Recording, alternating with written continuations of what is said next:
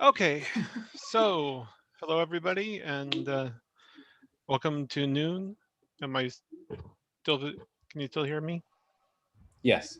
Okay, I'm not hearing myself anymore.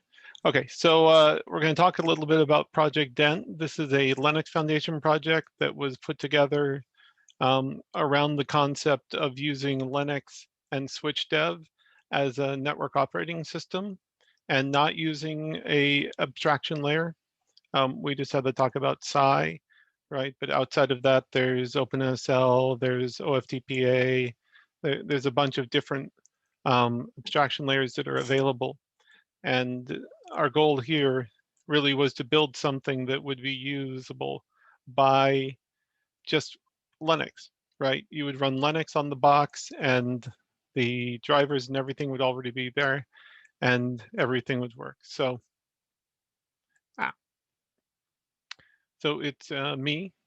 I'm working over at Amazon, and I lead the TSC, the Technical Steering Committee for DENT, and then Rupa, who is over at NVIDIA, and you've Yeah, heard I'm talk at before. NVIDIA, previously Cumulus Linux, and I'm on the DENT TSC. And yeah, working with Steve on the DENT technical committee. So why are we talking about DENT here at OCP Tech Week? There are a lot of common members between DENT and OCP. And in reality, there's just a lot of common members within open networking, right?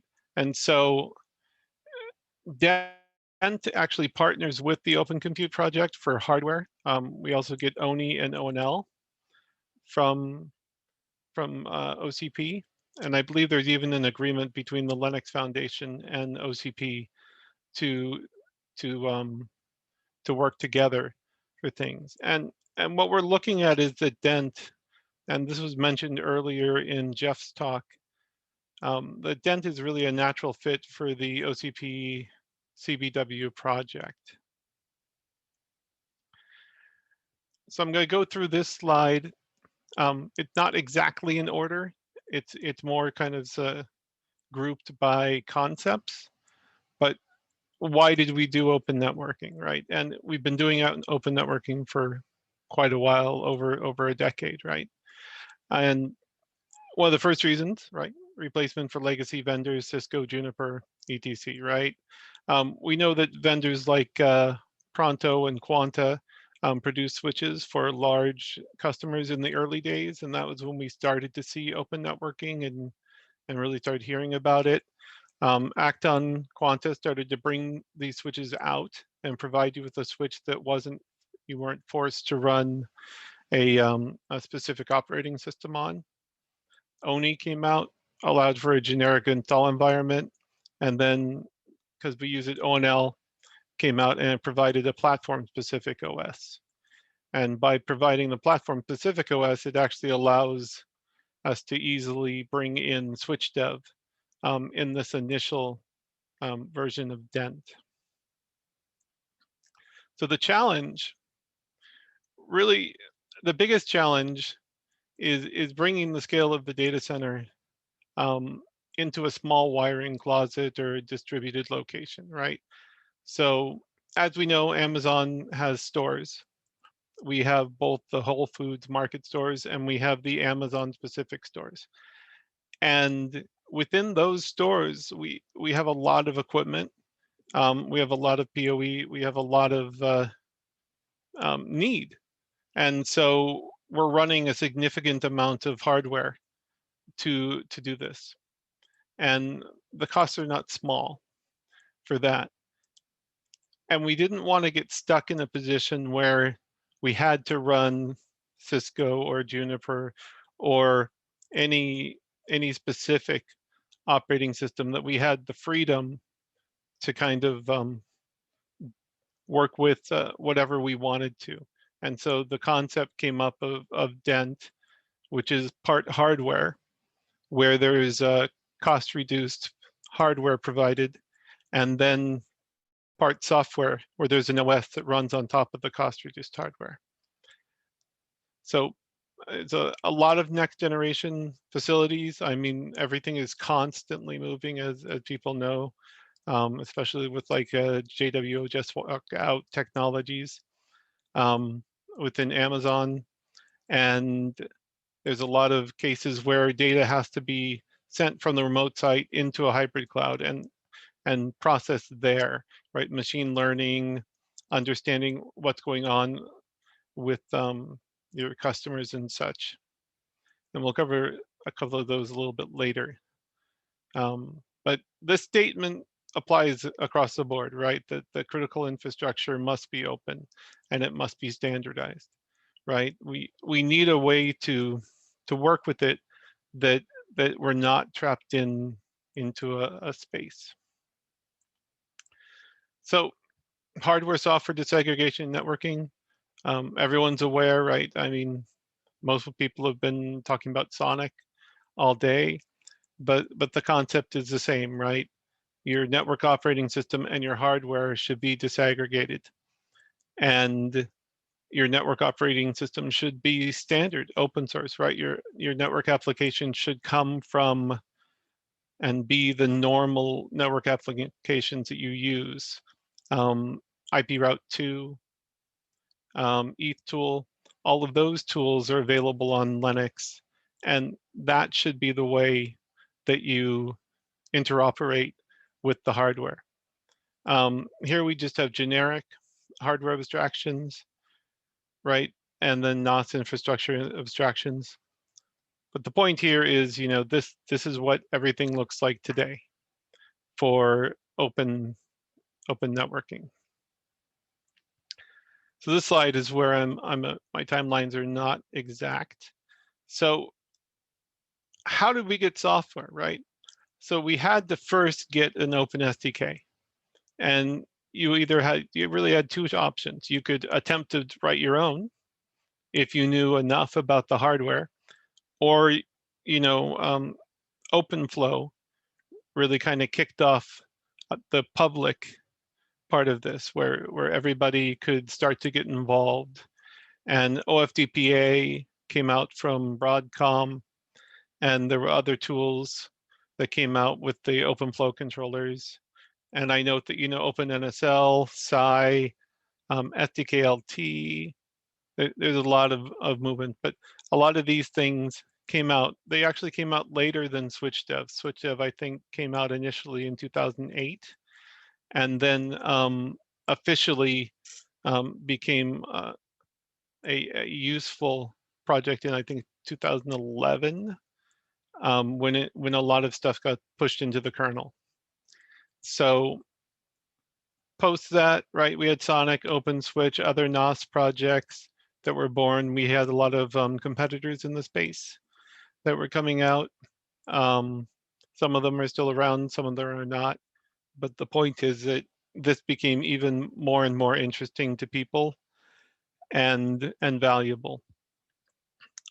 And at the end of this, basically, we just say Project DENT launched, right? To provide this OpenSwitch based system.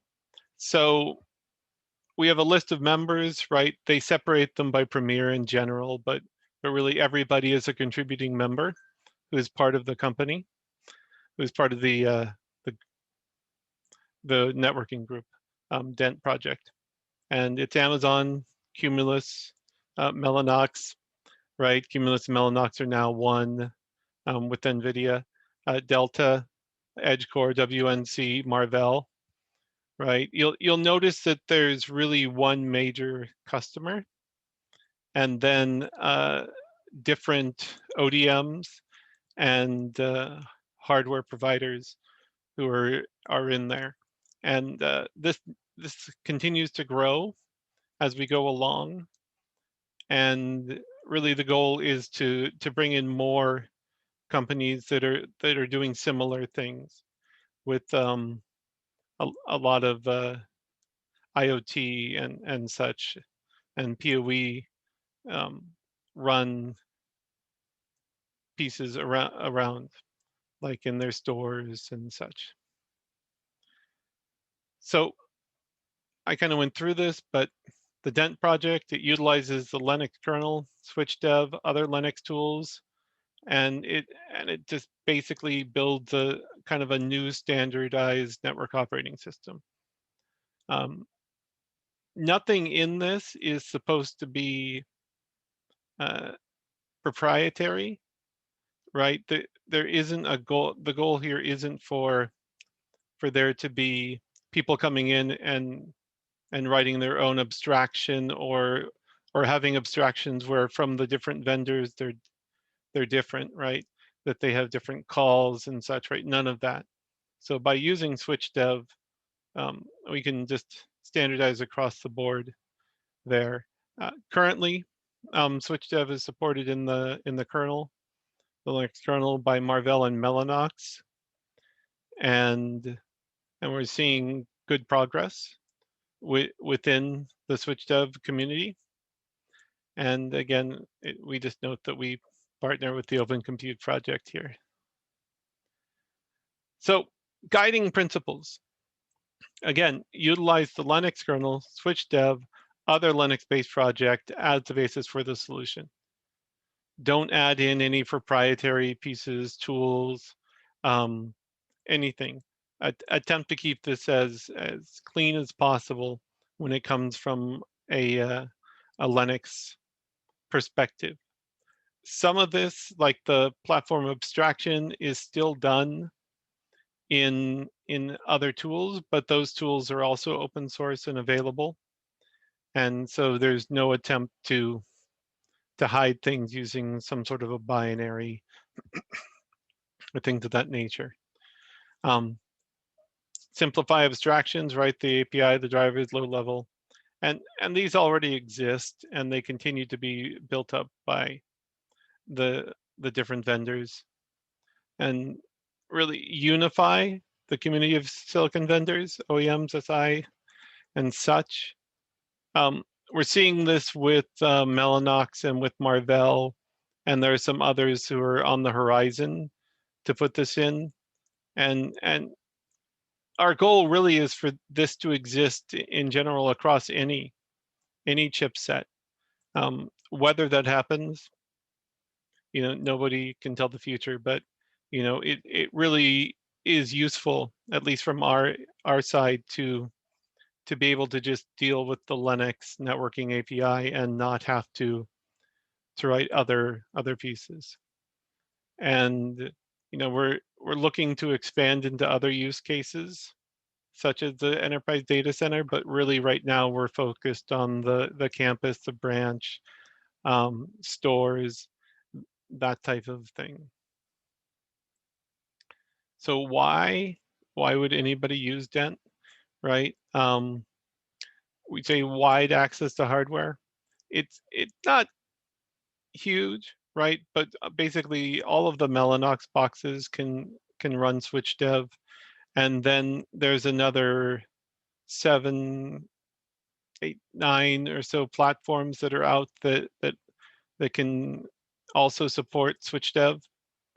And so we kind of say, it's an easy swap in the case that someone supports SwitchDev.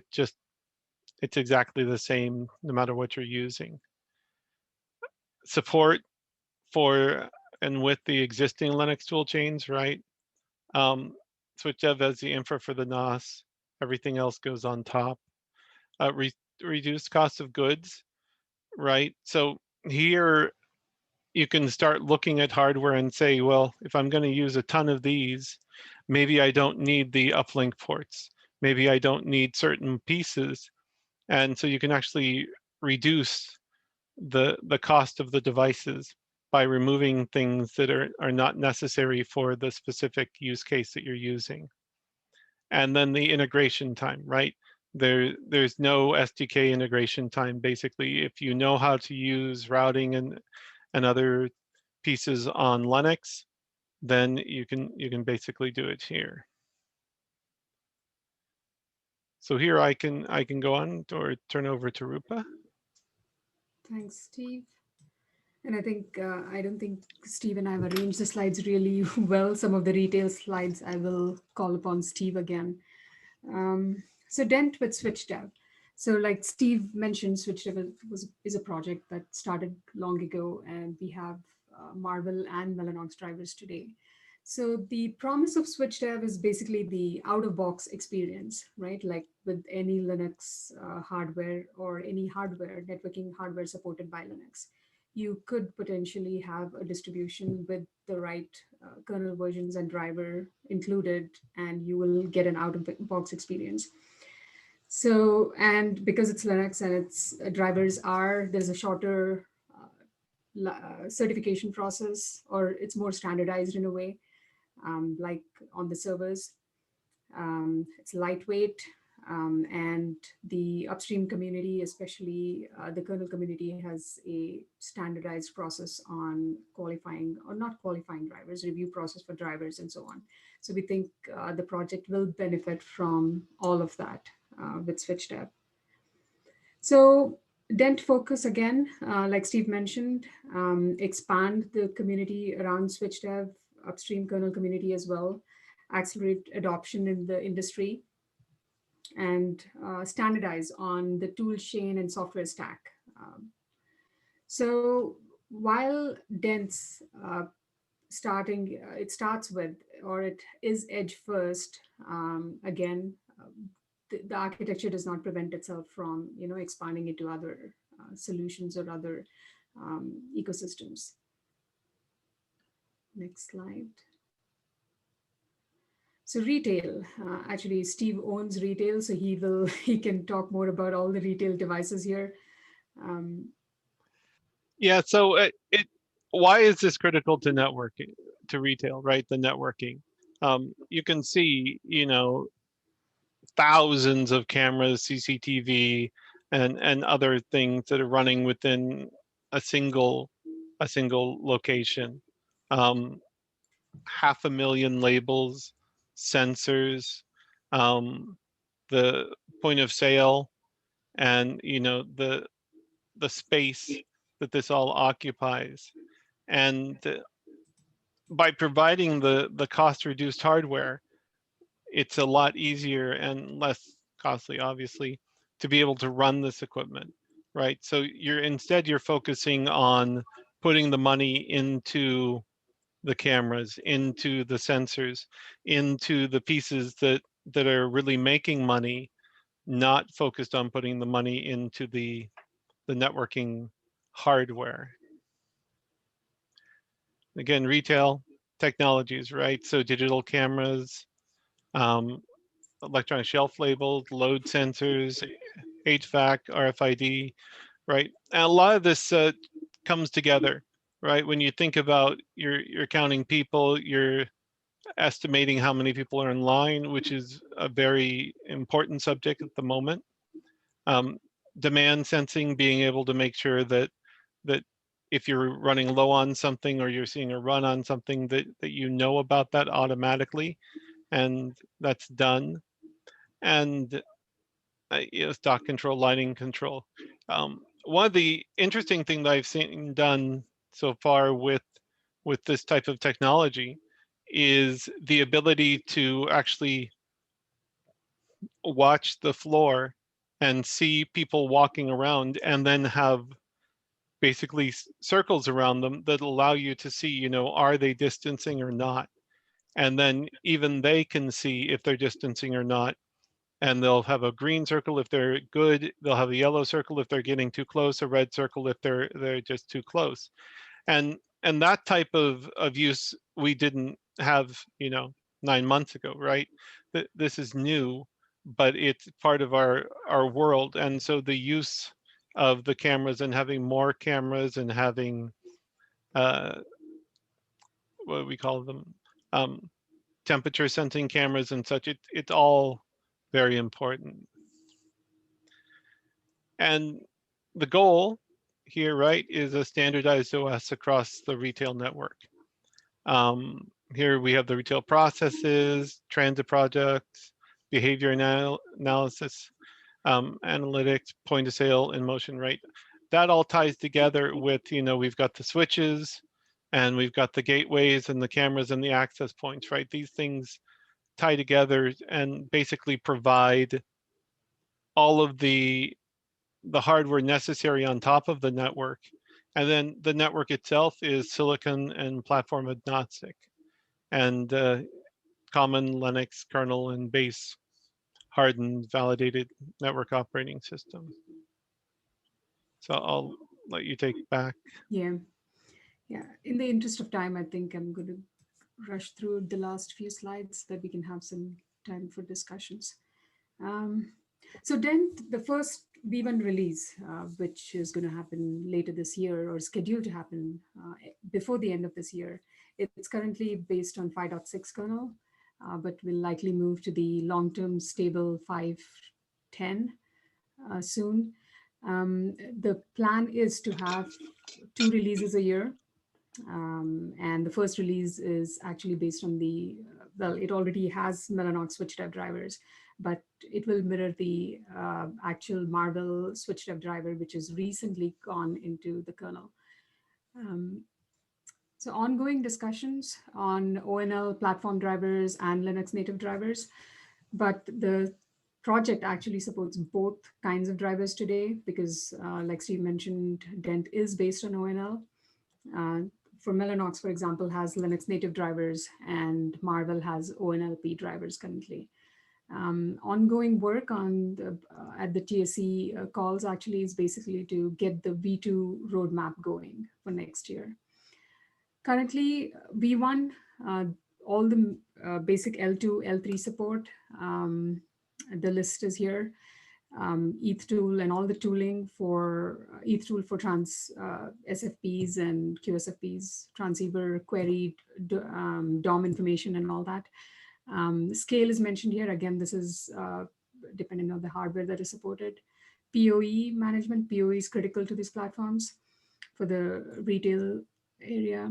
STP, it does pick up the STP project and so on.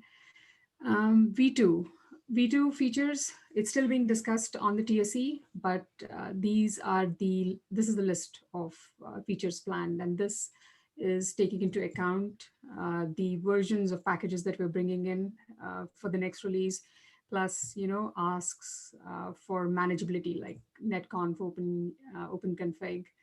VXLAN is another one because some of these ASICs do support VXLAN, and 802.1x, of course, for.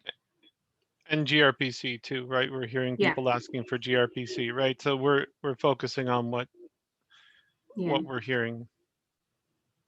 So this is the architecture picture. Again, the switch hardware, the drivers, SwitchDev drivers, and other drivers, platform drivers, LED fan sensors, the kernel, ONLP platform drivers, and the applications or the control plane is basically Linux control plane. Whatever works on the servers works on the DENT platform. The applications talk to the Linux stack, Linux networking stack, and that is seamlessly offloaded by the SwitchDev drivers in the kernel. So you will see the FRR stack, which works on the servers. The same thing can work on, actually is included in the DENT distribution. Yeah. So DENT test and CI/CD framework. This is typical of any NOS CI/CD framework, actually. Steve, anything you want to add here? No, I mean, it's basically based on whatever we can use that's in a sense open, right? Our goal is to have the CI/CD, the testing, all of that be open source and available. And then what applications you use and how you do the testing, that will somewhat come to your decisions. Yeah, and there is currently ongoing discussions on the test, future test enhancements as well. So again, the DENT mission is to create an ecosystem of contributors for,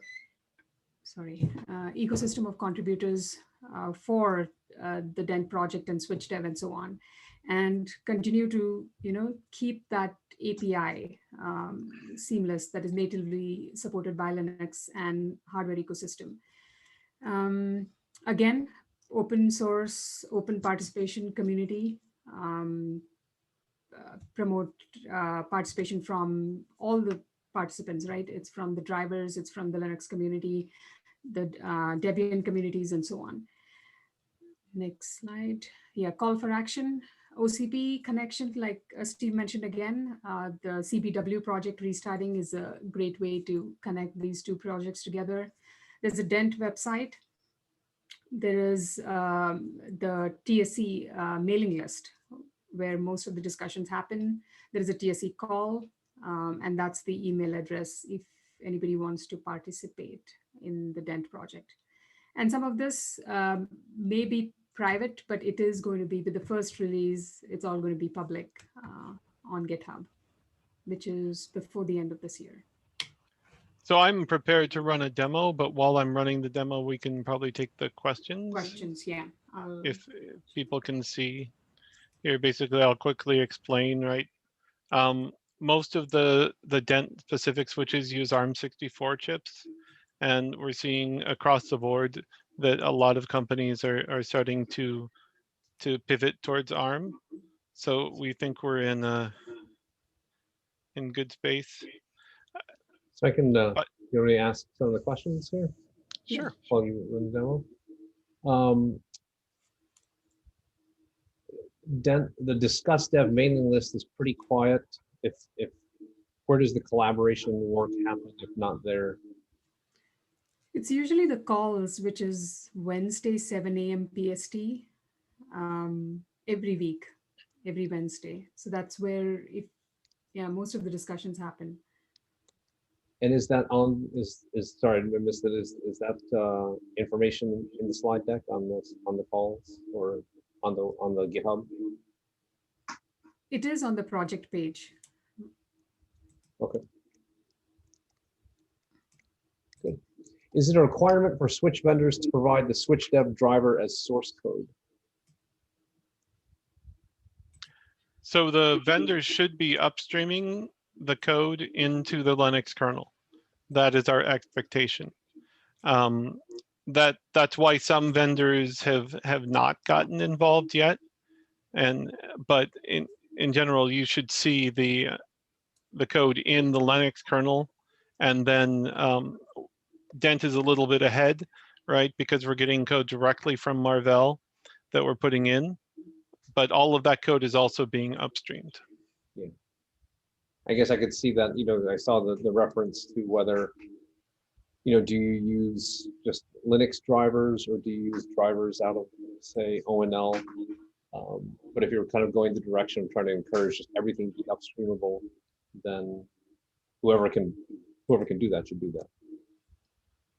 Right, and you can see here, right, that we can look at each tool, and it tells us that the NIC, as we would call it, is the Spectrum chipset, right? It's meant to make everything look like it's a server in a way, and so you see that across here. Cool. Any roadmap for QoS-based features based on DENT? So there are QoS-based faces, control plane policing and things do exist.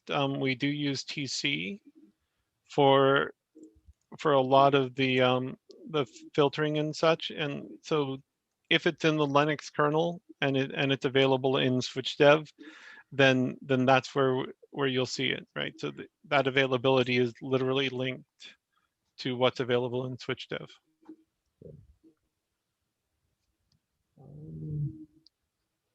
Who will be the target use of DENT?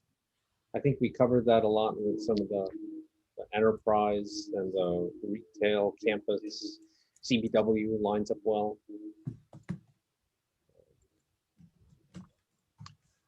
Right. Right now we're seeing it as being companies that are kind of in the retail space, because we're focused on these PoE switches, and really you see PoE switches used in campuses, in branches and retail, but not as much in data center, right? So by having I don't want to say inexpensive, but relatively inexpensive PoE switches available, it allows for people to build much broader networks. So we're at time. I just wanted to check, Michael, are we, I see questions coming, but can we go past top of the hour, or what is, or top, 12:30, or do we need to wrap it up? Hey, Omar, you guys are the last session. So if there are still questions coming in that are worth discussing, we can keep things going. Awesome. Okay. Also, I know Steve was mid-demo, but just showing some of the stuff here. So. Yeah, the main goal of the demo is really just to show, here's how the simple things are used, right? We can look at the temperature of the hardware just using, the sysproc and such. And then sensors, right? We can get all of the data we need from sensors. And then you can also get the same data using the ONLP tool on most of the systems. And then that's basically the demo part. Are you, you mentioned TC. I've seen some stuff before. Are you linking, is there a lot of linking between SwitchDev? This may not be relevant to DENT, but are you using like eBPF as part of the interface for DENT in terms of extensibility of function? Not right now, but if there is a use case, I mean, eBPF runs only in software, right? For the control plane, people can still use TC with the eBPF. It's just not hardware offloaded. Right, I was trying to figure out if there's some way to use eBPF as that software interface, but toward, I don't know, toward programming some of the hardware, as a way to get accessibility. A lot of the kernel stuff that we used to do in kernel, modules, we're now taking it into eBPF. This is just our own personal use cases. So just trying to see if there was a future here where, is everything in Linux mean that it's all in the kernel, or is it, can you have a model where some of it is more sort of extensible?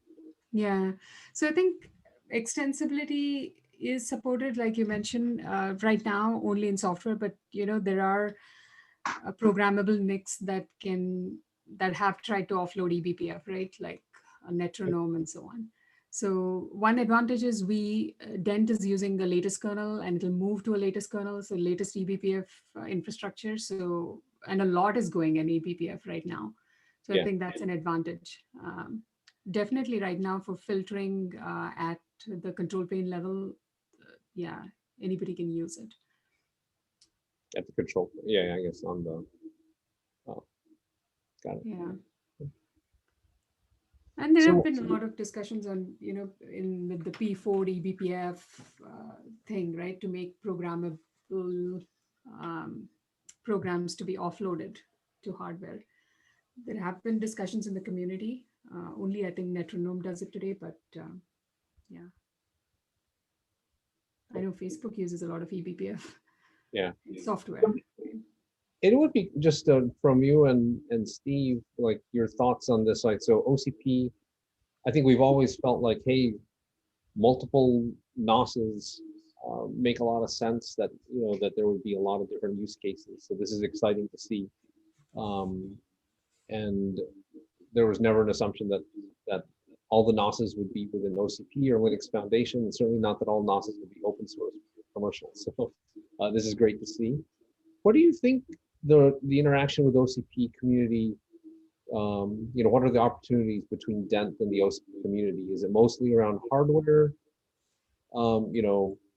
As the DENT advocates or users use more and more DENT, is the expectation that maybe they'd come to OCP for the hardware and for that ONI layer? What do you all think? I think hardware is one angle, and then I think also in the software side, right? I think there is a lot of collaboration that can help. Like, for example, PoE where both communities can help standardize and bring some standardization on things like and open implementations for things like POE and so on. I think that's one area. Right, and nobody's blocking from doing SwitchDev, right? SwitchDev can go into other NOSes too, right? It can just be yet another way that people communicate. Because this isn't proprietary, right? There's nothing special here that people need to do. So as things move forward, I think our goal is to see more adoption of SwitchDev across some different platforms, and then the features going into SwitchDev so that people can use them directly without having to rely on any one vendor providing patches and things of that nature. Yeah, I think there is a lot of room for cross-pollination between these projects. Like, I guess I was trying to figure out like under the assumption that certain NOSes may or may not be based on SwitchDev, right? Mm-hmm. Are there things like, we heard today, like the secure boot and root of trust, right? Is that something that is specific to certain NOSes, or is that something that could apply to both DENT and other NOSes? Or I think it would apply. I'm just trying to look for, or the transceiver handling framework, right? That was sort of presented as being Sonic based, but is there stuff that's lower level that can be handled in both DENT and I don't want to create, trying to unify too much if we don't have to, but if it's obvious that there could be unification or sort of collaboration possibilities, I was looking to see where there might be possibilities. So the Sonic mailing list, I think there's been some discussion about Opto, right, from Don, and that's been coming up. And one of the main consumers of Opto is ONL, and so Opto is here also in DENT. And then when you talk about secure boot, right, there's EFI secure boot, which a lot of people understand, and then there's what's called, I think, trusted boot, which is the ability with the ARM CPUs and such to put the key into the CPU and use that and validate U-boot and then do a verified boot, which is, I think, a Linux concept of checking everything in order. And we're doing that now, at least internally. And so our goal is to provide that information to the community and really build on the fact that you can do secure boot with ONI and you can do secure boot with other operating systems on top of this. Cool.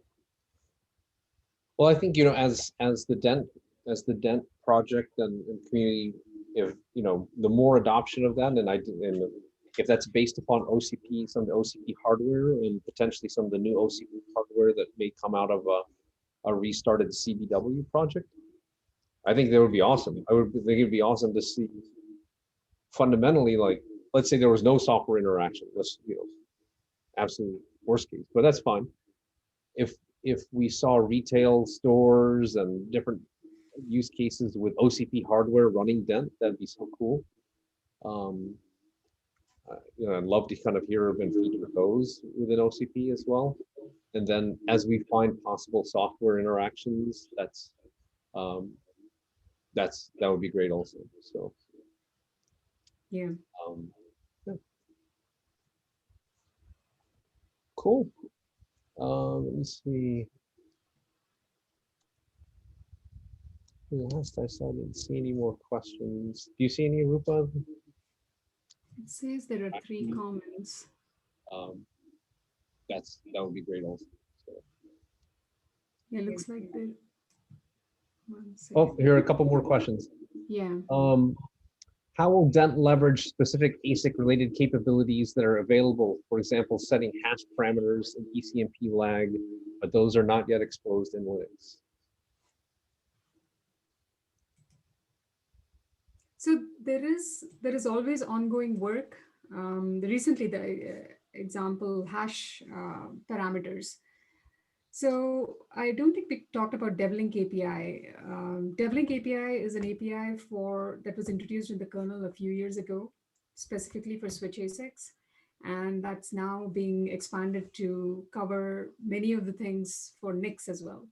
And DevLink has become a place where, to expose some of these ASIC specific things. Now, hash, ECMP hash is something that this came up with the Mellanox hardware a few weeks ago. And the thinking there was, for example, IP route get could be enhanced with a flag for hardware and so on to show the ECMP paths and so on. So I think there are multiple options. There is still ongoing work in this area to expose more things to align with the Linux kernel and provide appropriate, with hardware flags and so on, or extend this DevLink API to actually support such cases. I hope that answers. Great. How will DENT, okay, this is maybe related a little bit to what asked earlier, but how will DENT, if ever, accommodate the programmable pipelines that both Intel and Mellanox have, P4 capable ASICs? Yeah, so P4, like I mentioned to one of Omar's questions as well, P4 to hardware has been discussed in multiple Linux conferences. There is not, I don't think there is a vendor actually offloading it today, but you will see Metronome programmable NPUs actually offloading it. There is code out there or presentations out there. But again, this area is something that most of these vendors are involved in conversations and producing code and proposing proposals. So it's still ongoing.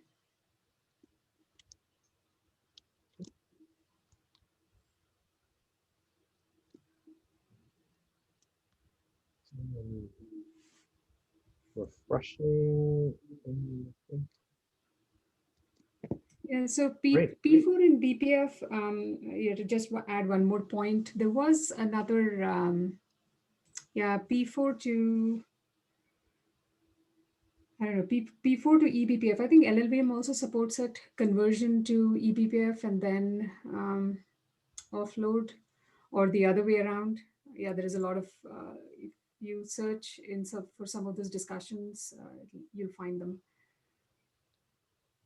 And in the end, I think you're also kind of motivated, like Steve mentioned at the very beginning, there's a particular use case that's driving as an operator, for the stores. And as more and more enterprises ask, I'm assuming that everyone, if as they need to customize and want programmability, they'll drive a certain use case. So good.